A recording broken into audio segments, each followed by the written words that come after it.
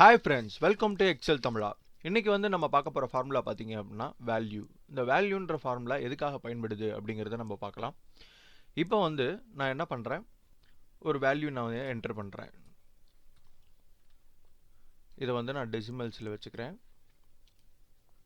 and again இன்னைக்கு நான் date போட்டுக்கிறேன். and திருப்பி again ஒரு percentage நான் போட்டுக்கிறேன். and dateலயே நான் இன்னொரு டைப் கொண்டு வரேன்.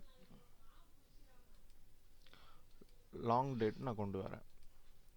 ஓகே, இப்போ நம்மள்ட்ட 4 வேரியன்ட்ஸ் ஆஃப் வேல்யூஸ் இருக்கு. அதாவது அமௌண்ட், டேட், பெர்சன்டேஜ், டேட்லயே லாங் டேட், அதாவது 20 February 2022 அப்படின்னு சொல்லி இருக்கு. ஸோ இப்போ is equal to value bracket open. நான் இதை செலக்ட் பண்ணிக்கிறேன், பிராக்கெட் க்ளோஸ். இப்போ பாருங்க,